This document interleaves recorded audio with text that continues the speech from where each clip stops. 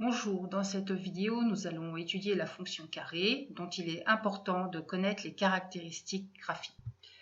L'objectif de cet exercice, c'est de tracer la courbe de la fonction carré à partir d'un tableau de valeurs. C'est un tableau où à chaque réel x de la première ligne, on va associer son image par la fonction carré, x carré. L'image de moins 3 par la fonction carré, qu'on peut noter f de moins 3, eh bien c'est moins 3 élevé au carré, c'est-à-dire moins 3 fois moins 3, c'est égal à 9. 9 est l'image de moins 3 par la fonction carré. De la même manière, l'image de moins 2 par la fonction carré, c'est moins 2 élevé au carré, moins 2 fois moins 2 est égal à 4. Attention, lorsqu'on élève un nombre négatif au carré, il ne faut pas oublier de le mettre entre parenthèses. L'image de moins 2, eh bien c'est 4. Et ainsi de suite, on calcule les images f de x en élevant au carré les réels de la première ligne.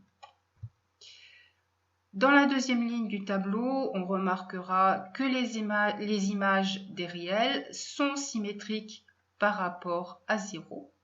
C'est-à-dire que 0,25 eh bien, aura deux antécédents qui sont moins 0,5 et 0,5. Par conséquent, une image qui est strictement positive eh bien, a deux antécédents par la fonction carré. On veut l'image de 1/2. On sait que son écriture décimale est 0,5. D'après le tableau, l'image de 0,5, c'est 0,25, qui lui-même est égal à la fraction 1/4. Et 1/4, on sait que c'est le carré de la fraction de 1/2. On retrouve bien la fonction carré. Dans la deuxième question de l'exercice, on veut tracer la courbe représentative de la fonction carré dans un repère orthonormé. Pour cela, on va s'aider d'un tableau de valeurs pour déterminer les points de coordonnées x, x carré. Dans la troisième ligne, donc, j'ai listé les coordonnées des points que l'on va placer dans le repère orthonormé pour retracer la courbe. Donc, je vais placer tout d'abord le point de coordonnées moins 3, 9.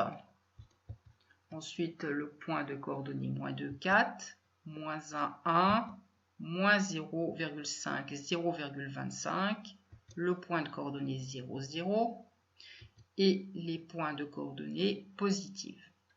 Il ne reste plus qu'à relier les points pour obtenir la courbe représentative de la fonction carré uniquement sur l'intervalle moins 3, 2.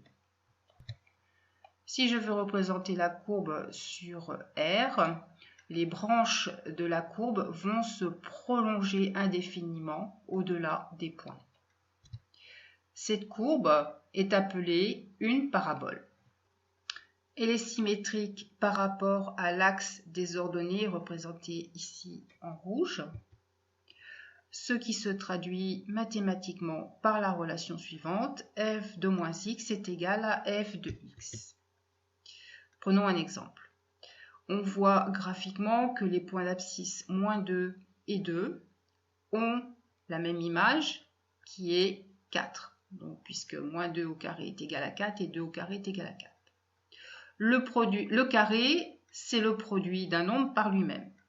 Et d'après la règle des signes des produits, si les facteurs ont le même signe, ce qui est le cas ici, alors le produit est toujours positif. Par conséquent, 4, il a deux antécédents, moins 2 et 2. La plus petite valeur de la fonction carré, c'est 0. On dit que la fonction admet un minimum en x égale 0. On remarque aussi que la parabole, elle est au-dessus de l'axe des abscisses, c'est-à-dire la partie positive au niveau des ordonnées. Les images, par conséquent, les images de la fonction carré vont être positives, ce qui signifie que le carré d'un nombre x sera toujours positif. Dans la troisième question de l'exercice, on cherche les antécédents des nombres 9, moins 7, 0 et 3. D'après le tableau, l'antécédent de 9, c'est moins 3. Mais il ne faut pas oublier que la parabole est symétrique par rapport à l'axe des ordonnées. Ce qui fait que 9 a aussi pour antécédent 3. Donc 9 admet deux antécédents qui sont moins 3 et 3. Ensuite, pour moins 7, on a vu qu'un carré était toujours positif. Or, moins 7 est négatif, donc il n'a pas d'antécédent. Ensuite, l'antécédent de 0. On a vu que 0, c'était la valeur minimale de la fonction carré et n'admettait qu'un seul antécédent qui lui-même est 0. Ensuite, donc les antécédents de 3. Si je regarde mon tableau de valeurs, 3 va se situer entre 4 et 1 et donc va admettre deux antécédents. Un premier antécédent qui est compris entre moins 2, moins 1, qui sera moins racine de 3, et un deuxième antécédent qui est compris entre 1 et 2, qui sera racine de 3. Donc 3 admet deux antécédents, moins racine de 3, racine de 3. En conclusion, une fonction carrée est définie sur l'ensemble R.